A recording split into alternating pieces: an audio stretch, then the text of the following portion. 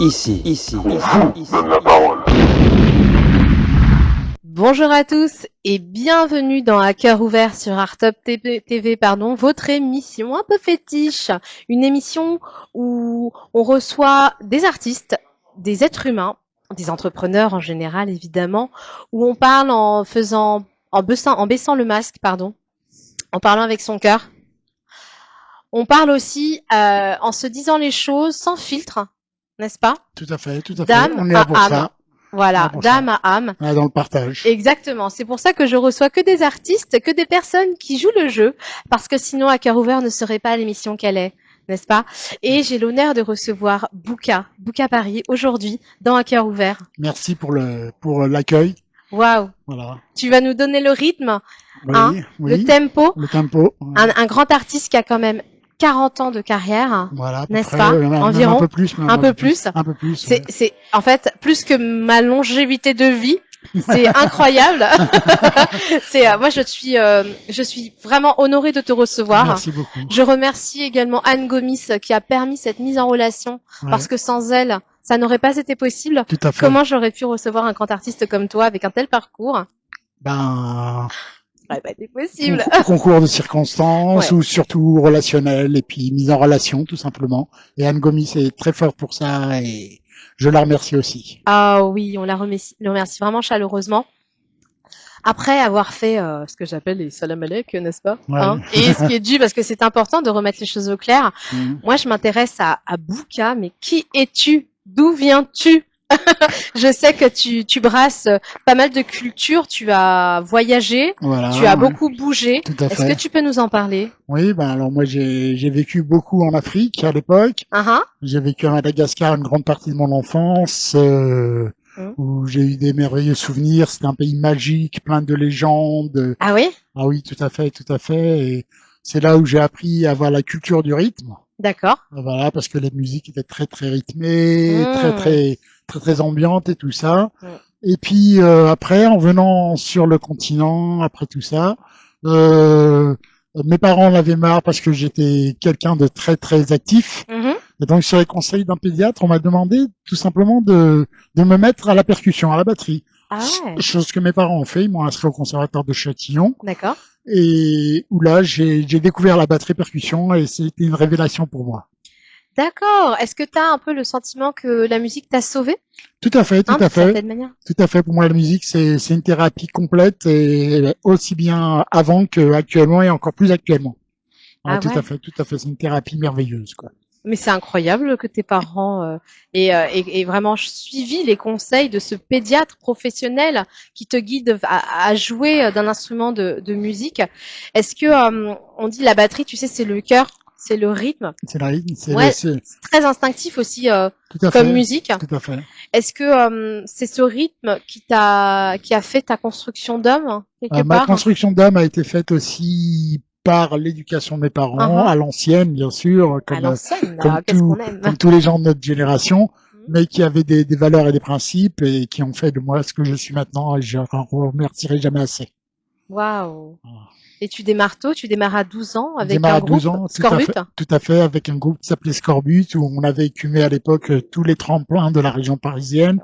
Donc on avait eu la consécration de réaliser un disque en autoproduit avec le tremplin RTGB.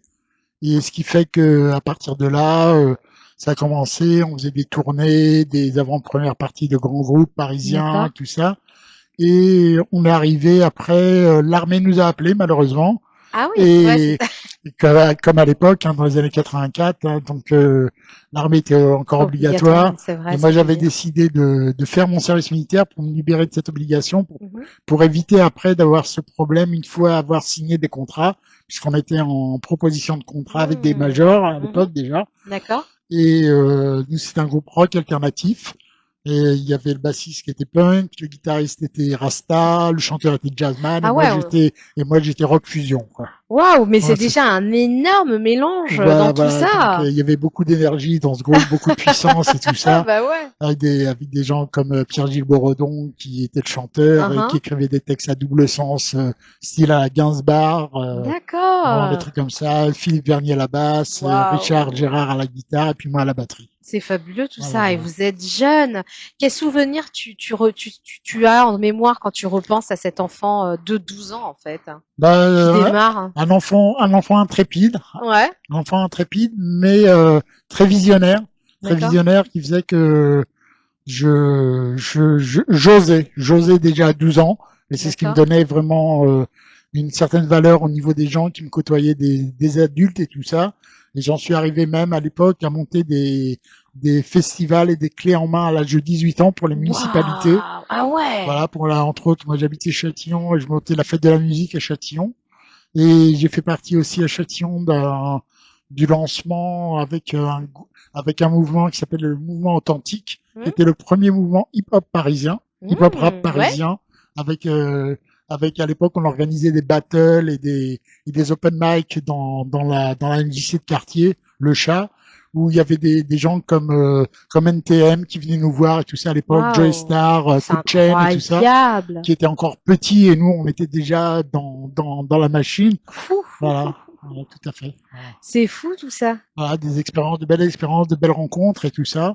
Et à partir de ça, j'ai fait la tournée aussi Rapatitude avec la première rappeuse française qui s'appelait Salia, Ouais. avec à l'époque, dans les années 80, 85, Mmh. avec Enfants du ghetto. Enfant du ghetto, ouais. Donc beaucoup de gens qui sont dans le rap doivent connaître ces chansons. Et donc je les managé sur la tournée Rapatitude il y avait Tonton David et Ayam. Oh, Voilà, juste ça quoi. voilà, tout à Mais fait. c'est incroyable. T'es jeune, tu fais énormément de choses. Voilà, tout à fait. L'artiste, ouais, l'artiste parisien, un pont entre les continents, entre les styles musicaux. Styles musicaux, voilà, tout C'est à fou, fait, hein. tout à Mais fait. très tôt, tu prends les manettes, home studio, Oui, tout à fait. autoproduction, etc. Enfin, t'explores, tu passes ta vie à explorer, en Oui, fait, tout à fait, tout à finalement, fait. hein. C'est pas fini. C'est pas. L'explorateur? Je suis explorateur, voilà. Je suis explorateur dans l'âme. Je suis un touche à tout. Je Mais d'où suis ça te vient, ça, cette autonomie, tout ça? la curiosité. Ah ouais? Oui, tout à fait. C'est la curiosité La qui te pousse à curiosité, faire ouais, ça? tout à fait, tout à fait. Ah ouais? Et la curiosité et surtout la recherche d'un résultat qui puisse être optimum. Surtout, je suis vraiment quelqu'un de très tatillon là-dessus. Mhm. Je veux vraiment faire des choses de qualité et vraiment de qualité professionnelle, quoi. Waouh. Ouais, Voilà. bah ouais, très tôt, t'as Voilà, déjà cette rigueur. cette Est-ce rigueur, que hein. ça te vient de ton éducation rigoriste? Non, ça me vient du fait que j'étais peut-être un peu perfectionniste dans l'âme, C'est quoi. oui, sans avoir été Non, non, déjà briefé par l'éducation? non. D'accord, C'est plutôt un feeling et une vibe d'accord. personnelle positive, quoi, que j'ai, quoi. D'accord, d'accord, mais Voilà. c'est fou parce que Ouais, je tout à fait. suis alors j'étais estomaquée en voyant cet artiste vraiment. Quand j'ai étudié son parcours, j'ai préparé une tonne de questions parce que je me suis dit j'en oubliais tellement. Il est tellement riche, il est tellement incroyable que il faut vraiment que j'ai ça avec moi. Tu es un explorateur et tu le dis toi-même en fait, on le Voilà, ressent dans tout ce que tu fais. j'explore tous les univers musicaux. Je me limite pas dans mes musiques que je réalise.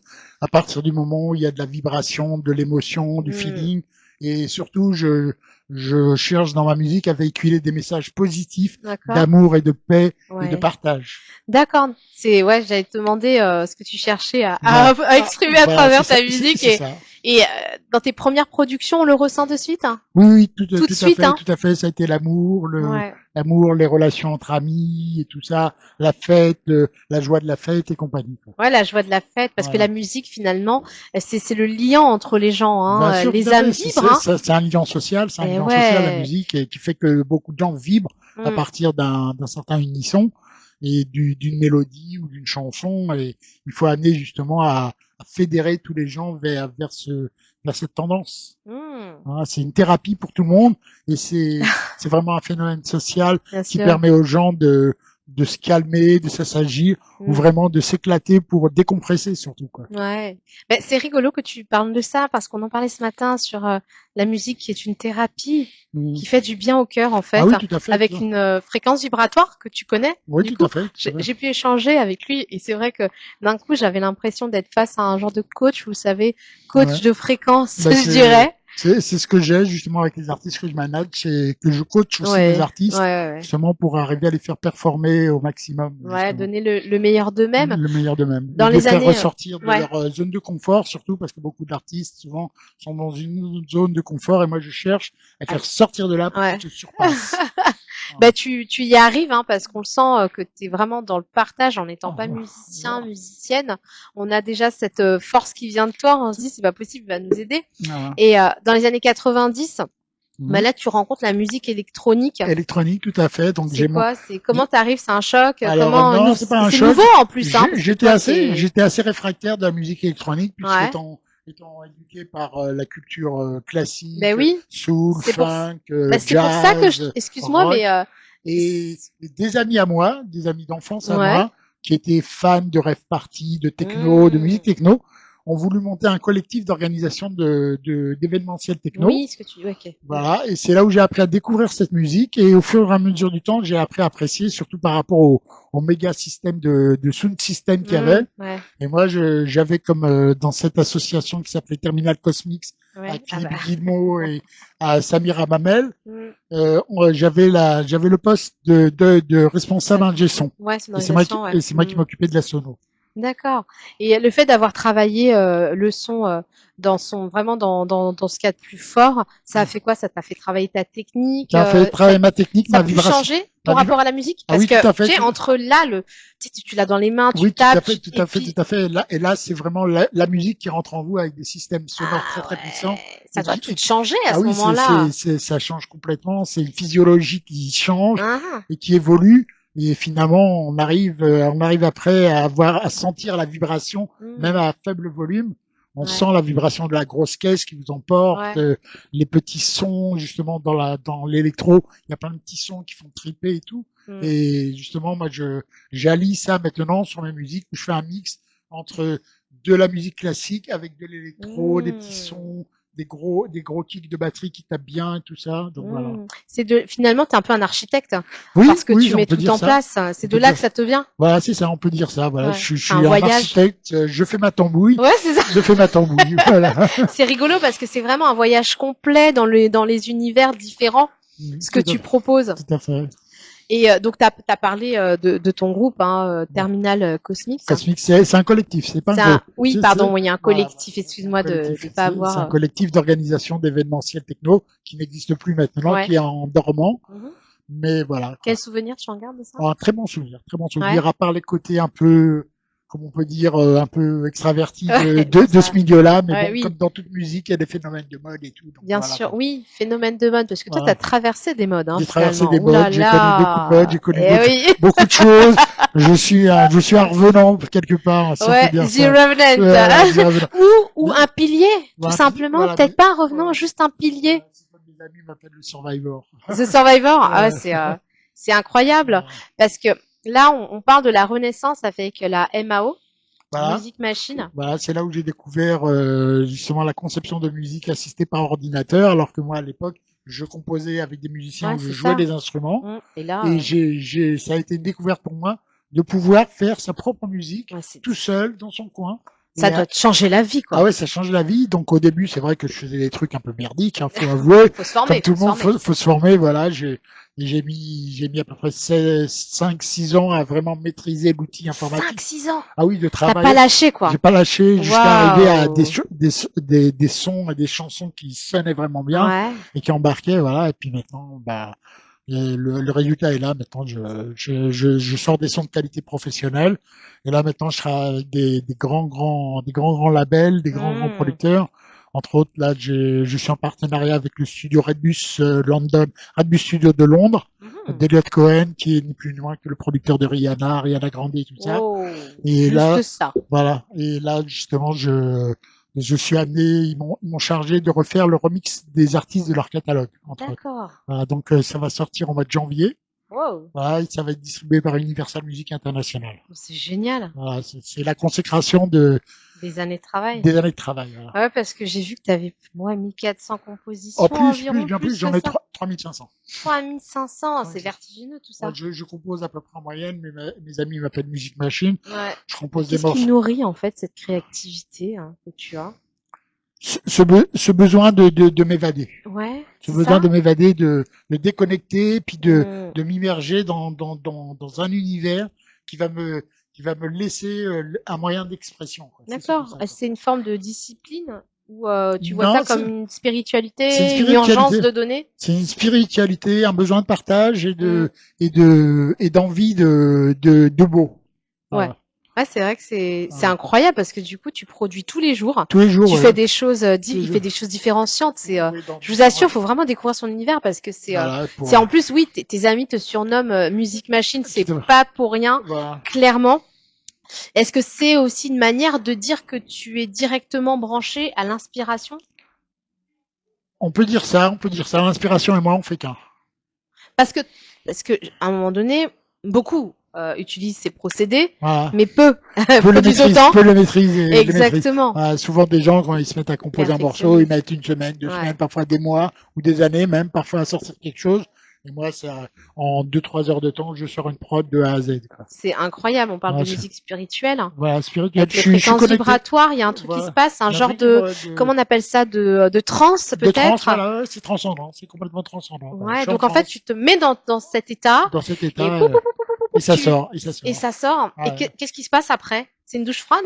Ah non, non, Ou c'est pas t'es une douche toujours froide. dans cet Non, état de transe? après, justement, quand je crée quelque chose qui ressemble à quelque chose, justement, je peaufine le son en Ouais. passant dans la phase technique et le mixage et la masterisation Mm. pour vraiment être au top niveau de la qualité sonore pour que les auditeurs ne soient pas déçus par la qualité sonore. Ouais, Voilà. c'est beau parce qu'en fait, tu concilies un peu des ponts entre Esthétisme et musique et ouais. esthétisme. Bah, urbain, ouais. Voilà, Il y a tout du à, classique, spirituel. tout à fait. Il y a la rue, Voilà, tout à fait. etc.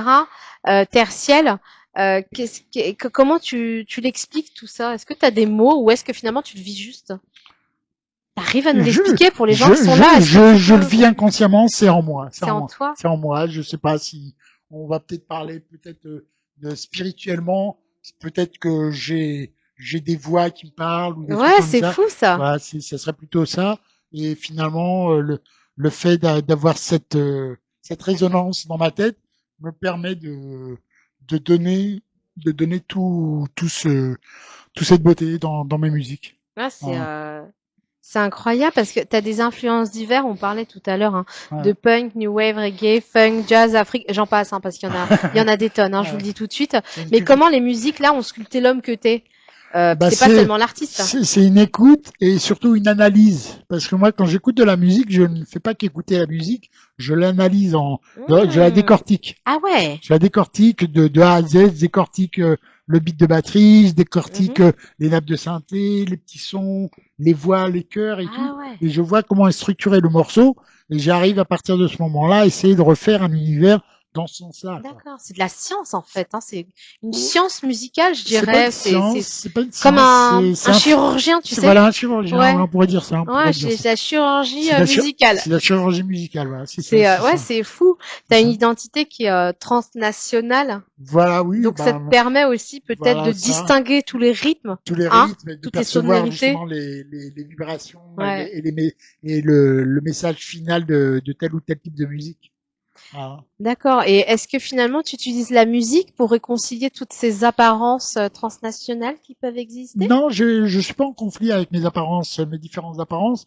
Je fais de la musique, moi, vraiment pour m'exprimer et pour essayer de partager avec les gens une sensation qui est vraiment de bien-être. D'accord. Et comment le public reçoit tout ça? Est-ce que tu as des retours? Oui, j'ai des très bons retours. Ou est-ce que finalement tu produis parce que finalement t'es l'homme de l'ombre un peu quand même. Je suis un peu l'homme de l'ombre parce que moi de toute manière ce que je cherche c'est j'ai pas envie d'être star. Moi je veux être l'artisan des artistes.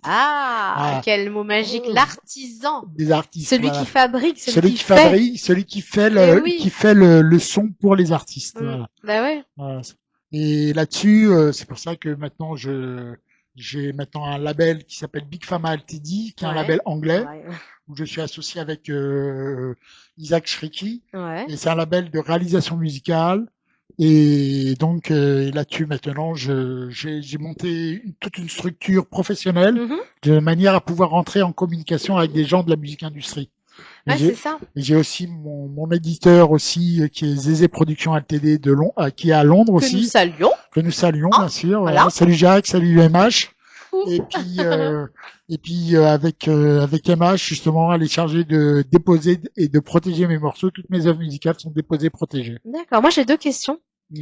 Qu'est-ce que c'est parce que tu es vice-chairman et chief music officer. Oui, chief music officer. Et est-ce que tu peux nous expliquer Ouais. quelle est ta fonction finalement, parce Ma que fonction, quelle est ta mission, voilà, alors, plutôt la mission. Chief music officer, c'est un grand mot en soi-même.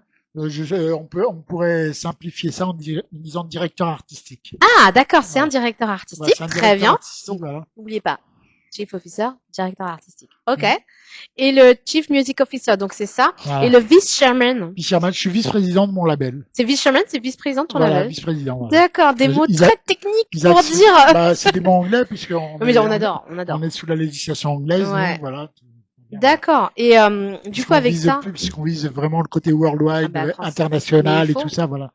Il faut, on en parlait. On veut pas se cantonner juste à un marché local. Nous, on veut vraiment ouvrir les portes vraiment partout dans le monde, quoi. Bah, et c'est important parce qu'on en parlait en fait. J'ai eu la chance d'avoir Harry Bettencourt qui est donc pareil dans l'art, alors l'art, œuvre d'art, etc. Et il a fait son magazine et il disait, si on veut être sur la scène internationale, malheureusement, on ne peut pas le faire qu'en français. On est obligé de le faire aussi en anglais. En anglais, bien parce sûr. que sinon, on ne pourra jamais viser des pays qui ne parlent pas un mot de français. Voilà, déjà leur propre langue. Voilà, la Chine déjà maîtrise pas super bien l'anglais. Alors si vous en français, c'est il faut essayer de trouver un code international. Ça serait formidable. Il y a la musique pour ça. Il y a la musique pour ça. Est-ce que du coup, à travers tout ça, est-ce que tu te vois peut-être comme un mentor ou un architecte sonore? Enfin, je sais pas comment tu te perçois. Un passeur d'âme? Un genre de passeur d'âme, tu sais. Moi, je dis que la musique, c'est l'âme qui parle. C'est l'âme qui parle, mais c'est une vibration qui vient de l'au-delà pour moi. Ah. C'est une vibration pour moi, c'est très spirituel. C'est une vibration très spirituelle qui est imprégnée en moi et que j'arrive à capter quand je crée. D'accord. Voilà. C'est incroyable parce que je pense qu'on le capte parce que tu as des musiques qui sont prêtes pour le cinéma, des documentaires et d'autres choses aussi. Pour la Qu'est-ce qui la rend si visuellement, enfin si naturellement visible, tu vois? Ce qui peut la rendre naturellement visible, c'est justement de trouver justement les différents interlocuteurs de la musique industrie. Justement, et là maintenant que je suis en partenariat avec le Red Bull Studio de Londres, ça me permet maintenant d'avoir une ouverture sur les grands labels tels qu'Universal, Sony et tout ça. Ça aide. Hein. Voilà, donc ça aide beaucoup. C'est dans la musique, il faut savoir qu'il y a beaucoup de facteurs chance et relationnel. Oui, c'est vrai. Ça revient beaucoup chez vous les artistes. Je dis chez vous, je me permets. Mais dans ça revient beaucoup ce mot rencontre. Il y a talent, il y a rencontre. C'est des mots qui sont assez percutants parce que finalement, il faut sortir des sentiers battus. Oui, tout à fait. Et aujourd'hui, avec toute cette expérience réseau, etc., on se demande finalement comment comment quelqu'un qui est là depuis 40 ans arrive à jouer de ça. Et j'apprends que tu travailles, tu as une recherche autour de l'IA et de la musique générative. Est-ce que tu peux nous en parler? Oui, tout à fait. Moi, quand j'entends IA, j'entends ça, je me dis mais comment on peut garder son âme, tu vois, son humanité dans un monde qui repose sur des machines, enfin composé de machines. C'est une vraie question. De toute manière, la musique telle qu'elle était faite classiquement faisait aussi appel à des machines, des synthés, des séquenceurs, des loopers et tout ça. Et des ingénieurs du son qui enregistraient sur des bandes, les séquences et tout. Maintenant, avec l'IA, moi j'utilise l'IA avec parcimonie, j'utilise ça comme un outil et non pas comme une finalité. D'accord, oui, ça c'est vraiment un support quelque part. C'est un support, je jongle entre. Moi, je crée d'abord une base musicale. D'accord. Que je passe sur la moulinette IA de manière à avoir une déclinaison à l'infini de genre, de style. Jusqu'à arriver à trouver vraiment le truc qui va vraiment être un banger. D'accord. Et est-ce que du coup tu dois nourrir cette IA afin qu'elle t'aide? Bien sûr. Parce que naturellement, elle n'est pas si soutien que ça. Voilà, tout à fait. L'IA se nourrit et s'imprègne de ce qu'on lui donne déjà d'une. Et il faut arriver après à devenir je vais peut-être un peu être vaniteux, à mettre du prompt. Oh non, tu n'es pas vaniteux. Est-ce que ton parcours, je pense que tu peux te permettre de nous l'expliquer. Je trouvais ça important, vous savez, de vous en parler. Parce que aujourd'hui, beaucoup de gens ont peur de l'IA, même si on n'arrête pas de dire que c'est un soutien, beaucoup l'utilisent. Peut-être à mauvais escient, je dirais, parce qu'ils cherchent à oublier l'être humain et que ça devient, tu sais, comme ceux qui parlent à l'IA comme si c'était leur ami. Je trouve ça fort dommageable. Ouais, tout à fait. Et c'est important de rappeler que l'IA est une aide, un outil. En C'est fait. un outil, c'est un outil. Il faut, et surtout, ce qui est aussi urgent de dire aux gens qui écoutent là, aux téléspectateurs et aux auditeurs, pour ceux qui nous écoutent uniquement, c'est que ceux qui travaillent avec ça ne sont pas des feignants. En fait, l'IA doit être nourrie. Voilà, c'est ce qui donne le qualitatif. Et l'IA se nourrit de ce que vous lui likez. Et oui, parce qu'elle s'imprègne de votre identité au fur et à mesure. Au début, elle fait ce qu'elle veut. Au fur et à mesure du temps, elle commence à vous comprendre et à aller dans votre sens. D'accord. Et le fait de maîtriser le prompt et de liker certaines productions, comme pour la musique, mais même pour sur ChatGPT, quand on like un texte ou des trucs comme ça, quand on télécharge, l'IA se nourrit de ce que vous prenez d'elle et comprend ce que vous attendez. C'est ça. Et ça te permet de faire, tellement de choses, effectivement. Tout à fait. Comment une seule personne pourrait faire autant de choses si tu n'avais pas ces supports. Je suis d'accord, ça coûterait beaucoup plus cher, je pense. Ça coûterait beaucoup plus cher, déjà, les studios, les musiciens. Et pas forcément au rendez-vous du rendu désiré. Ça, c'est sûr parce que souvent, moi, ça m'est arrivé de travailler avec beaucoup de musiciens et tout ça. Et bon, les artistes, moi, je suis quelqu'un de très, très libre dans l'interprétation de mes œuvres. Et les musiciens qui devaient jouer mes œuvres mettaient une certaine patte à eux qui dénaturait finalement mon message musical initial. Donc ça m'embêtait un peu. Et c'est pour ça que dans tous mes groupes, par exemple, bon, j'ai pas une technique instrumentale très performante, à part la batterie et une très très bonne tête pour composer. Je composais vocalement. Et je chantais les mélodies aux musiciens, aux bassistes, aux guitaristes et tout ça, qui les rejouaient. D'accord. Et c'est comme ça qu'on montait les structures classiquement sans qu'il y ait l'intelligence artificielle à l'époque. Ouais, donc pour l'autre, c'est quand même un réel soulagement. Voilà. Puis les gens sont pas en retard, sont pas en retard au rendez-vous. Les états d'âme des uns et des autres, les égos des uns et des autres. Je suis désolée d'en parler, mais c'est vrai. On se retrouve confronté justement à beaucoup de problèmes d'ego dans la musique, avec des artistes qui parfois ont la grosse tête, alors qu'il n'y a pas à avoir la grosse tête, il y a juste à avoir de la communication. La communication reste la base quand même de toutes les relations. Tout à fait. Moi, je me base là-dessus, c'est la communication. Et sans ça, ça sert à rien d'aller plus loin. Voilà. Tu as raison. Si on passait à un voyage sur quelques œuvres que tu as, et tu nous autoriserais aussi tout à l'heure à écouter un petit peu. Tout à fait. Rhytronica. Qu'est-ce que tu voulais raconter avec cette fusion entre rail, synthé et basse électronique? Alors, Rhytronica, c'est un morceau qui permettait de mettre en place du rail, de l'électro. Et du rythme, justement. Et dans cette œuvre-là, il y a beaucoup de voyages. C'est un petit voyage. Qu'est-ce que tu ressens quand tu crées cette œuvre? Qu'est-ce que tu veux donner comme message? Je veux donner un message qu'il faut s'ouvrir au monde. C'est l'ouverture au monde. C'est vraiment l'invitation à voyager, à explorer, à oublier tous ces ressentiments entre les peuples et tout ça. Voilà, une unité et de l'amour. C'est beau. Voilà. C'est magnifique. Parce qu'après, tu as Afrocosmos. C'est un voyage afro-électro. Voilà, tout à fait. Et c'est quoi comme émotion qui t'a guidé? Parce que là, on est vers... moi, je parle pas beaucoup d'identité, mais... Rhytronica, je dirais ton identité, ton départ quelque part. C'est mon départ. Et Afrocosmos, l'Afrique, forcément. On est toujours dans le rail avec l'Afrique. Mais là, on prend une autre dimension. On prend justement de la musique un peu afro, mais avec une base électro, justement pour lui donner un voyage et faire triper les gens sur de l'afro. Donc l'émotion qui te guide, c'est pareil. On est toujours dans la volonté d'explorer. D'explorer des univers. Un souvenir peut-être avec ça qui t'a marqué, qui t'a... Non, c'est l'envie de faire voyager les gens. Toujours voyager. D'accord. Et après, on a Trimétro. C'est plus urbain. C'est même très urbain. C'est très urbain, voilà. C'est un hommage? Oui, ça serait plutôt par rapport à mon ancienneté, mes anciens souvenirs punk, rock et tout ça. D'accord. Donc c'est plus urbain, quoi. D'accord. Est-ce que c'est un hommage à quelqu'un en particulier? Non, ce serait plutôt un hommage, oui, à tous les musiciens avec qui j'ai pu jouer, taper ce qu'on appelle les buffs à l'époque et tout ça dans des moments intenses. D'accord. Et on a Vision. Vision, Vision, c'est presque un film. C'est un film, voilà, c'est tout à fait ça. C'est vraiment On va parler bien dans le micro, je t'en supplie. Pardon, excuse-moi. Non, je t'en prie. Ouais, c'est la vision, c'est vraiment l'ouverture pour que les gens s'ouvrent et regardent très loin devant en se projetant dans l'avenir. D'accord. Est-ce qu'il y a un son qu'on pourrait écouter là? Oui, bien sûr.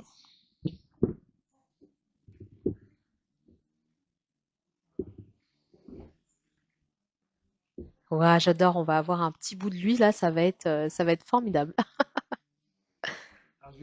Je vais vous faire écouter une production là que je suis en train de développer avec un artiste qui s'appelle Nejm, un artiste marocain, franco-marocain, Ouais. un artiste talentueux, et on est en train de développer un projet album. On a déjà un morceau qui est en cours de signature chez Universal Music qui sort au mois de janvier, D'accord. qui s'appelle Mona Lisa, que vous entendrez très prochainement. Ouh. Et là, je vais vous présenter une exclusivité. Voilà, donc. Ah, génial, on a de l'exclu chez Artop TV. Voilà, et ce morceau s'appelle À deux doigts de la folie. À deux doigts de la folie. Ouh là. C'est un morceau très personnel, mais. Alors, tu peux le mettre mets-le à fond.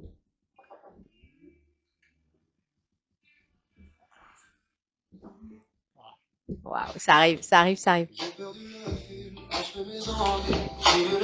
Hey! Avec élégance, le cœur en errance, tes yeux me dévorent encore et encore. Tu sens le chaos, tu sens vaincu. Je suis apparu comme une balle perdue. Tu sais te faire semblant.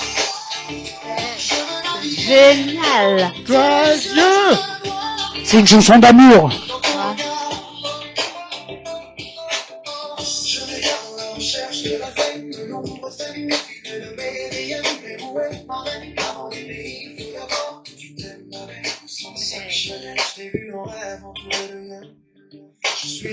Wow.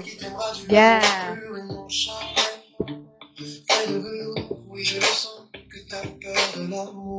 Yeah.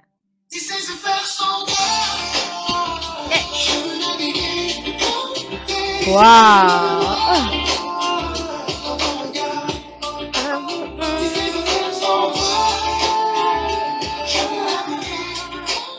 Wow.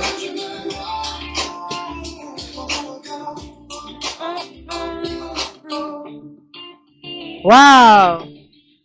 C'est magnifique. Wow. Merci. Waouh. C'est moi.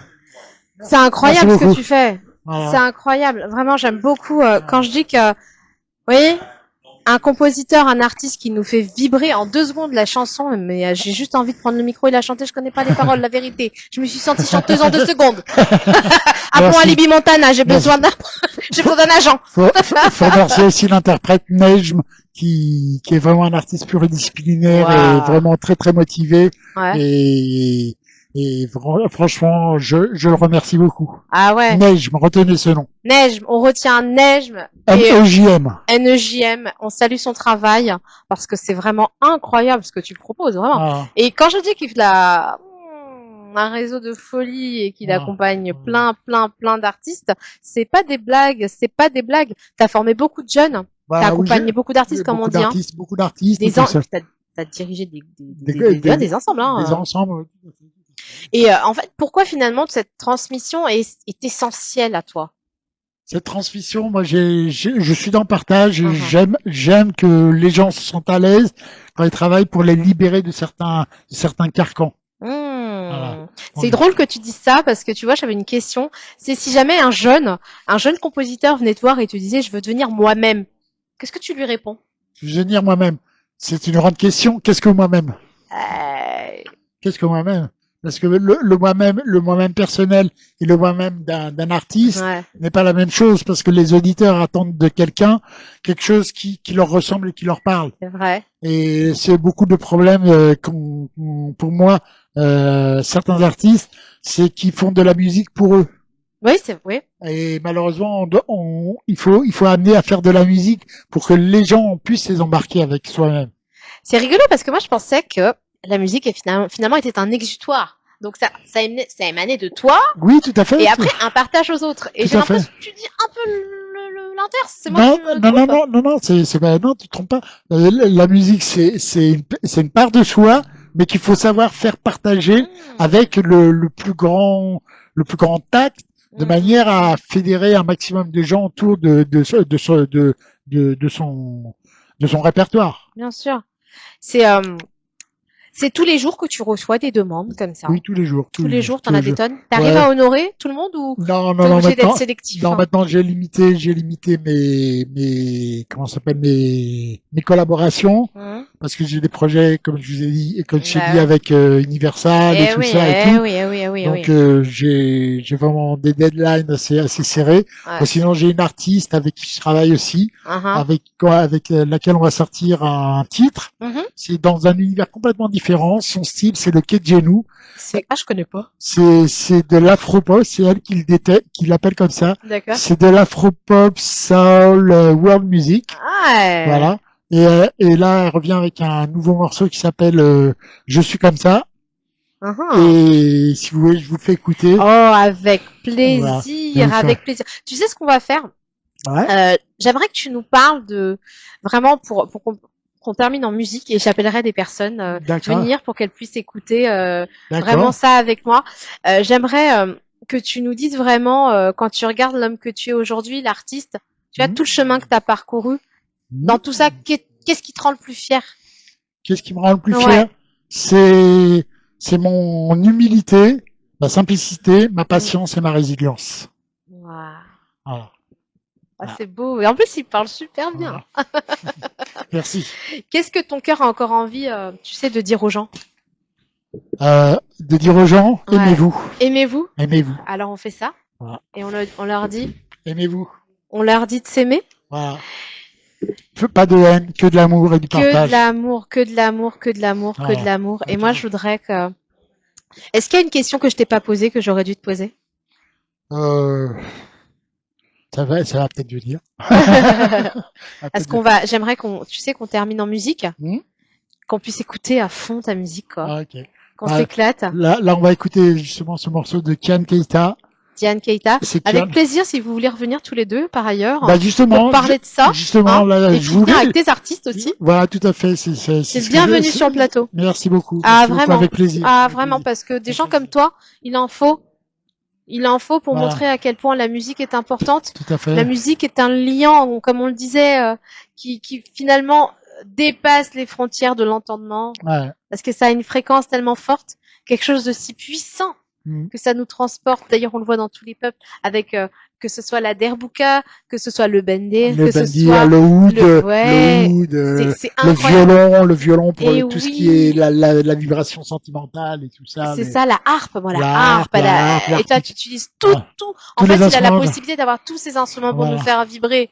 Waouh, je suis trop contente. Merci. Vraiment. Merci. Je vais écouter la musique. Je suis désolée, je t'embête, mais on veut de la musique, nous, on veut de la musique. Ça marche. Voilà. On vous fait écouter. J'espère que vraiment vous avez capté. On a de la chance d'avoir eu Bouka parmi nous pour nous parler de musique, pour nous parler de new music, je dirais. Il a dépassé les générations. Il a tout connu. Là, on peut pas dire le contraire. Et il nous apprend juste à être soi-même. Voilà, c'est tout. C'est tout, être soi-même. Voilà. Être soi-même. Voilà. C'est parti pour la musique. Diane Keita, je suis comme ça. Je suis comme ça.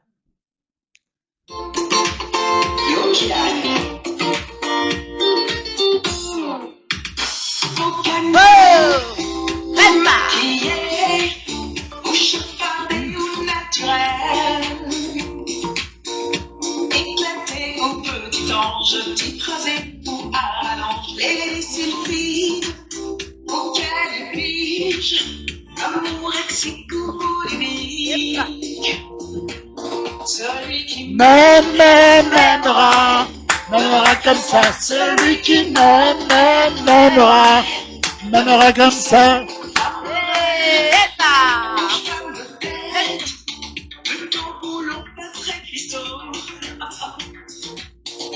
Caresseuse mais travailleuse, qui est chanteuse mais généreuse, qui est possible, qui est sensible, en la sensuelle du spirituel. C'est tout le refrain, Celui qui m'aimera comme ça. Celui qui m'aimera comme ça. Celui qui m'aimera m'aimera comme ça. Celui qui m'aimera pour ça. Il a un petit côté africain, là. Ça ouais.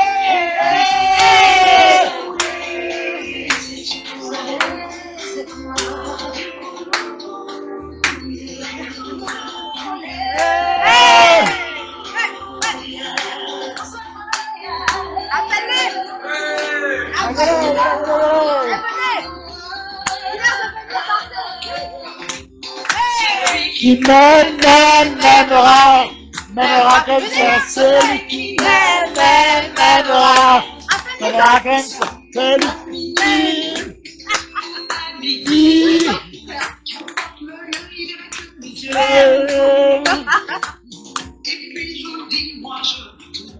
celui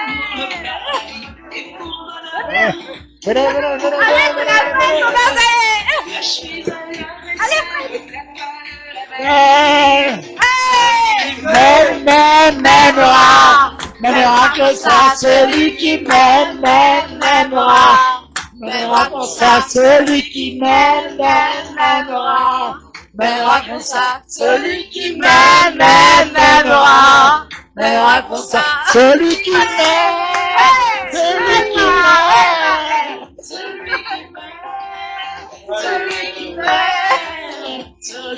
m'aimera comme ça, celui qui m'aimera, celui qui m'aimera comme ça, celui qui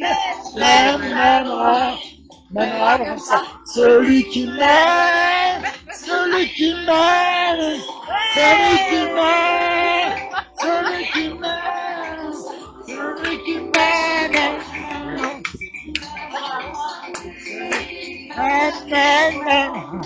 M'aimera, qui m'aimera comme ça, celui qui m'aimera comme ça, celui qui m'aime.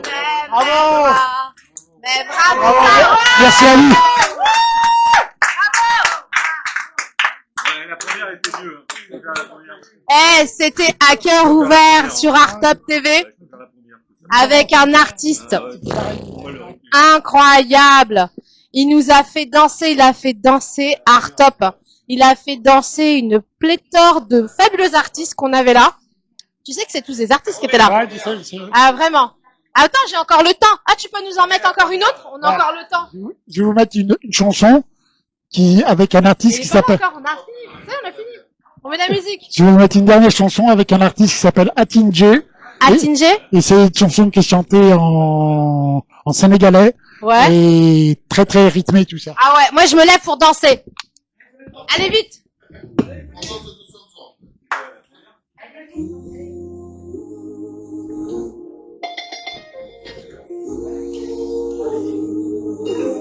Atinje. C'est un mot qui sonne dans les oreilles, c'est un mot qui ouvre toutes les portes, c'est un mot tellement magique.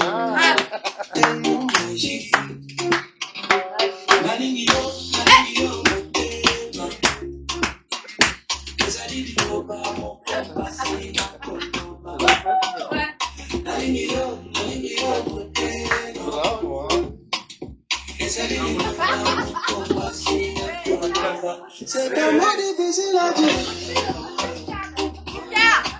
C'est un mot qui sonne dans les oreilles, c'est un mot qui ouvre toutes les portes, c'est un mot.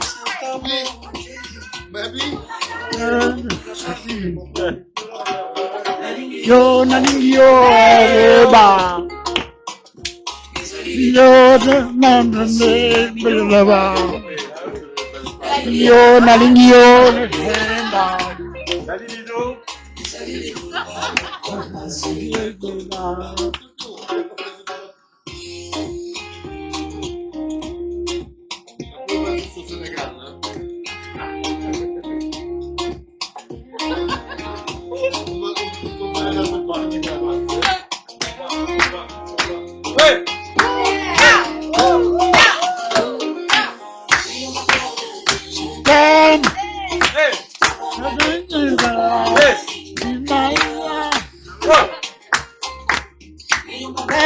dire je t'aime.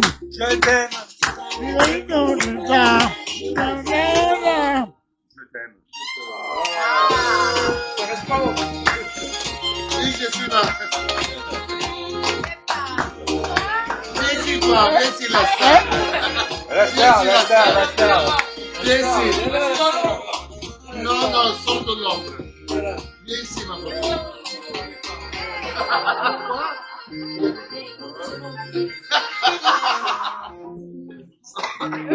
Viens ici. On peut monter sur les tables. Ouais. Bravo. Bravo d'abord. Merci, merci. C'était à cœur ouvert l'émission pour Bouquet à Paris. Voilà, Artap TV, c'est ça aussi, c'est la fête, hein. C'est des rencontres, c'est du voyage, c'est des ponts entre tous les continents, mais c'est surtout des histoires d'âme à âme. À bientôt sur Artap TV. Merci à tous. Bravo. Bravo.